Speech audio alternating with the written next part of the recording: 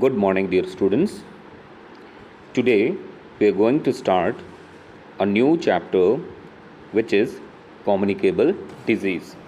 So, before we do learn this chapter, let's learn what is a disease. You know, a disease is a particular abnormal condition that negatively affects the structure or function of all or part of an organism. So, here we are going to learn about communicable disease. You know, some diseases which are transferred from an infected person to a healthy person by physical contact. Such diseases are known as communicable diseases. There are few communicable diseases which are very common, which are influenza, measles, malaria, etc. You know, communicable diseases are also known as infectious diseases or transmissible diseases. Okay. Now, let's learn how are communicable diseases caused.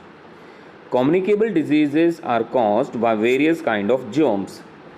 Disease causing germs are present everywhere in our surrounding. A person is likely to get infected by germs when the germs enter the body by direct physical contact from an infected person or using articles of the infected person or through infected food or water or through insects like mosquitoes or house flies. Now let's learn diseases spread by mosquitoes. You know, mosquitoes spread malaria. A mosquito has three basic body parts: head, thorax, and abdomen. The head consists of a pair of eyes, antenna to sense, and the mouth parts called the palpus, and a long sucking tube which helps it to suck blood from the human being. The average mosquito lifespan is less than 2 months. Males usually live for 10 days or less, and females can live around 6 to 8 weeks under ideal conditions. You know, malaria is spread through the bite of the Anopheles mosquito. When a mosquito bites a person with malaria, it sucks the germs along with the blood. These germs grow in the body of mosquito in 7 to 10 days. This period is known as incubation period. Now, we are going to learn how to control malaria. Now, we will learn how to control malaria. We should not allow water to stagnate nearby our houses. Using a mosquito net in areas with stagnant water sources such as lakes or non-running streams, as these places are especially prone to mosquitoes. So what we need to do? We need to use a mosquito net. Next is, by wearing long trousers and shirts with sleeves, we can reduce the chance of getting infected.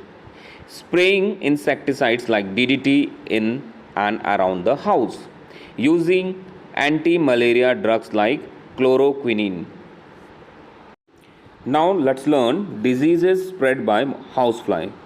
Houseflies do not bite but are carrier of germs such as bacteria, virus, protozoa, and worms. They lay eggs on the garbage faces and the other dirty places. Germs stick to their hairy legs and other parts of their body. And when they sit on the food item, they transfer those germs to the food. A person who eats that contaminated food falls ill. Some of the dangerous diseases spread by houseflies are cholera, typhoid, and diarrhea. Now, let's learn about dysentery. In case of dysentery, children need the immediate attention of a doctor. In this disease, the patient experiences mild to severe abdominal pain or stomach cramps and passing of stool.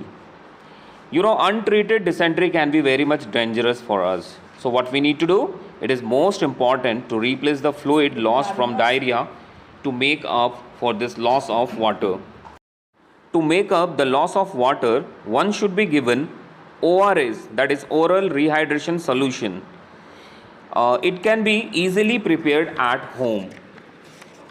What we need to do? Take 6 teaspoonful of sugar, half teaspoon of salt and 1 liter of boiled water. Mix the dry ingredients in this water, stir well and give it to the patient at short intervals. The patient should be then taken to consult a doctor.